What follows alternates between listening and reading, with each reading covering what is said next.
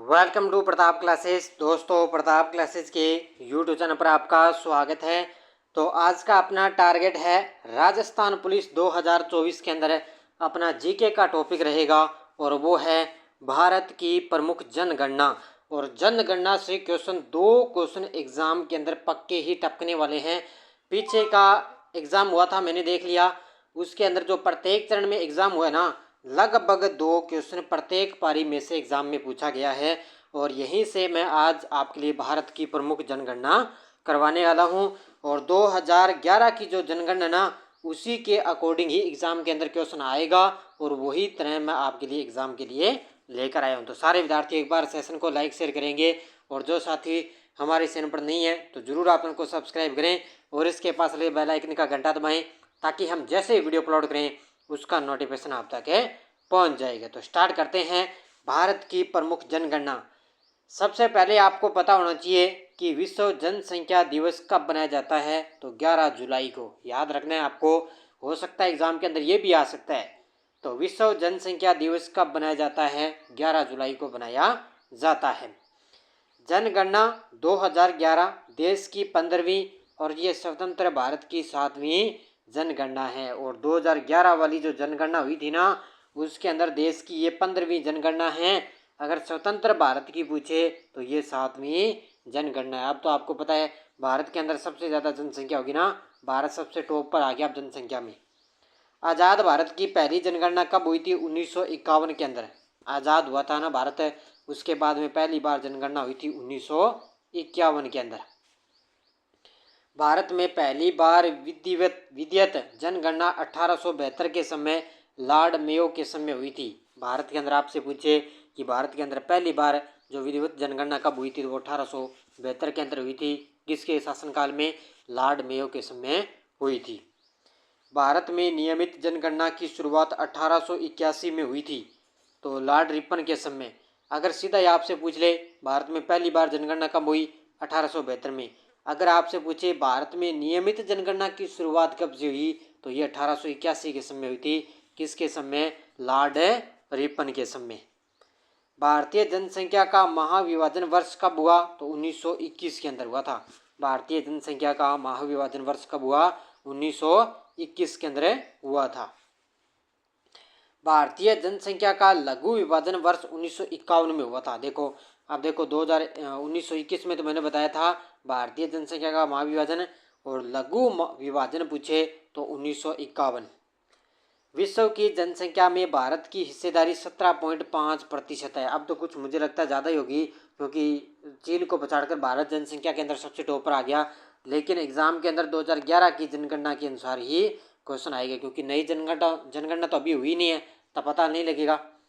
तो विश्व की जनसंख्या में भारत की हिस्सेदारी कितनी है? 17.5।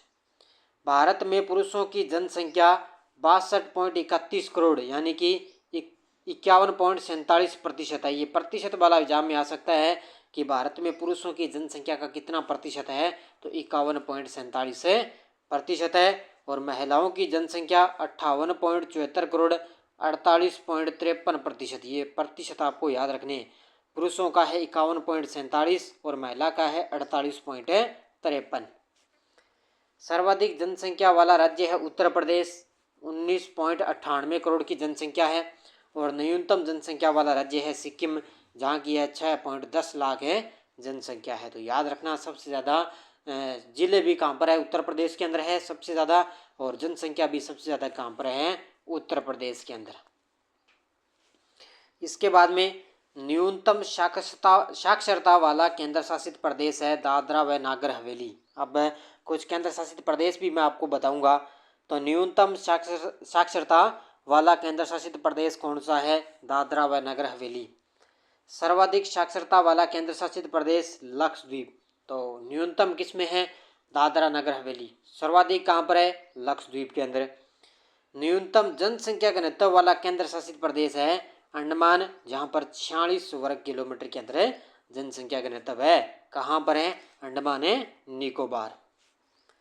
सर्वाधिक जनसंख्या घनत्व वाला केंद्र शासित प्रदेश है दिल्ली। ध्यान रखना, सीधा याद है भी जनसंख्या वाला राज्य कौन सा है, तो उत्तर प्रदेश है। अगर केंद्र शासित प्रदेश की बात आए तो दिल्ली आएगा। न्यूनतम जनसंख्या वाला केंद्र शासित प्रदेश लक्षद्वीप। कौन सा है? न्यूनतम जनसंख्या कहाँ पर है? लक्षद्वीप के अंदर। उसके बाद में सर्वाधिक जनसंख्या वाला केंद्र शासित प्रदेश है दिल्ली। तो सर्वाधिक जनसंख्या वाला केंद्र शासित प्रदेश है दिल्ली। सर्वाधिक लिंगानुपात वाला केंद्र शासित प्रदेश है पुडुचेरी। ध्यान रखना, केंद्र शासित प्रदेश से भी एग्जाम के अंदर आ सकता है। तो सर्वाधिक लिंगानुपात वाला केंद्र शासित प्रदेश है पुडुचेरी। न्यूनतम लिंगानुपात वाला जिला कौन सा है? दमन। दमन कौन सा हो गया? 533 दमन हो गया। सर्वाधिक लिंगानुपात वाला जिला है माहे, पुडुचेरी के अंदर, ये 1176। तो कौन सा है सर्वाधिक लिंगानुपात वाला? माहे पुडुचेरी के अंदर है। तो कहाँ पर है? 1176। ये जिला पूछ लिया और वो केंद्र शासित प्रदेश है पुडुचेरी का ही। आगे देखो, न्यूनतम लिंगानुपात वाला राज्य कौन सा है? तो वो है हरियाणा। 879 है। कितना है हरियाणा का? 879 है लिंगानुपात वाला राज्य हरियाणा का। सर्वाधिक लिंगानुपात वाले राज्य केरल का है सबसे ज़्यादा 1084, फिर तमिलनाडु का 996 और आंध्र प्रदेश का है 993। तो ये तीनों याद रखने हैं, केरल, तमिलनाडु, आंध्र प्रदेश, ये तीनों के तीनों सर्वाधिक लिंगानुपात वाले राज्य हैं। शिशु लिंगानुपात पूछे तो कितना है? 919। कितना है? शिशु लिंगानुपात 919। भारत में लिंगानुपात कितना है? भारत का लिंगानुपात है 1000 पुरुषों व महिलाओं पर 943। कितना है? 943 है भारत का लिंगानुपात। न्यूनतम घनत्व वाला जिला कौन सा है? दिबांग घाटी, अरुणाचल प्रदेश। सबसे कम घनत्व वाला राज्य पूछे तो अरुणाचल प्रदेश है। कौन सा है? दिबांग घाटी, अरुणाचल प्रदेश। सर्वाधिक घनत्व वाला जिला है उत्तर पूर्व दिल्ली। सर्वाधिक घनत्व वाला जिला कौन सा है? जनसंख्या घनत्व उत्तर पूर्व दिल्ली। तो न्यूनतम मैंने बता दिया, अरुणाचल प्रदेश का है 17 व्यक्ति वर्ग किलोमीटर में रहते हैं। सर्वाधिक घनत्व वाले राज्य है बिहार, 1106 वर्ग किलोमीटर। उसके बाद में पश्चिम बंगाल 1028 वर्ग किलोमीटर। तो सर्वाधिक घनत्व वाला राज्य है बिहार है। कितना है बिहार का? 1106। दूसरा भी याद रखना है, पश्चिम बंगाल का 1028। भारत की जनसंख्या घनत्व कितना है? भारत का 382 व्यक्ति प्रति वर्ग किलोमीटर पर रहता है। 382 भारत का जनसंख्या घनत्व है।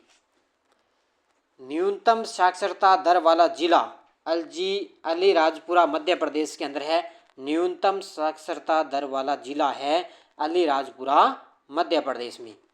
सर्वाधिक साक्षरता दर वाला जिला कौन सा है? सरपिच मिजोरम के अंदर है, जहां पर सर्वाधिक साक्षरता वाला जिला है। न्यूनतम महिला साक्षरता दर वाले राज्य कौन से हैं? तो न्यूनतम महिला साक्षरता दर वाले राज्य हैं राजस्थान, जहां पर 52.7% है। उसके बाद में बिहार 53.3, उसके बाद में झारखंड है 56.2% है, जहां पर न्यूनतम महिला साक्षरता दर वाले राज्य हैं। तो सबसे कम राजस्थान, फिर बिहार, फिर झारखंड।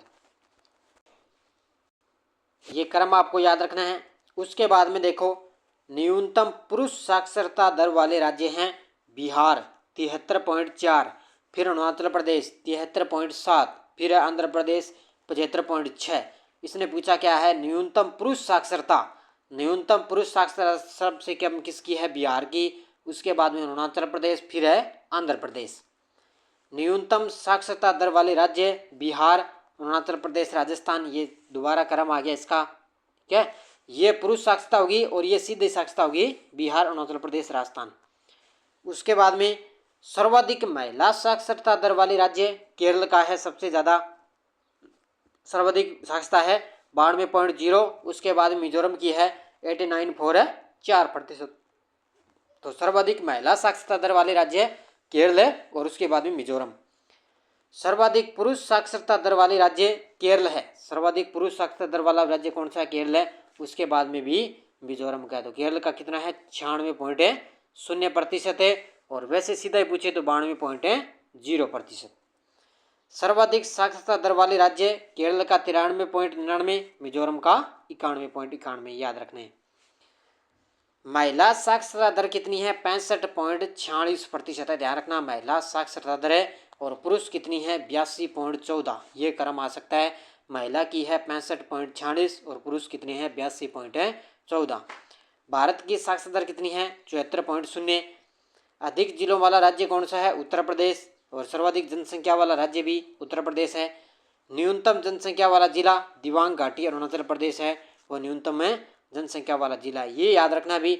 महिला साक्षरता है 65.46 और पुरुष साक्षरता दर कितनी है 82.14%। और भारत की कितनी है 74.0। तो ये आपको पॉइंट याद रखना है। बस यही इतने ही थे मुख्य प्रमुख भारत की जनगणना से संबंधित है भी, किसकी ज़्यादा है किस राज्य का कम है, इतना ही आपको कुछ है याद रखना है। अगर एग्जाम में आएगा इतना ही क्वेश्चन आएगा। मैंने देखा था किसमें कोई जिला राज्य पूछा भी किसका कम है किसका ज़्यादा है, इतना ही आपको याद है रखना है। बढ़िया तरीके से मैंने आपको एक बार छोटे छोटे टॉपिक में रिवाइज करवा दिया। बाकी आप अपने नोट्स वगैरह वो पढ़ लेना, आपका बढ़िया तरीके से रिवीजन हो जाएगा। तो सारे विद्यार्थी वीडियो को ज़्यादा लाइक शेयर करेंगे। धन्यवाद। जय हिंद, जय भारत।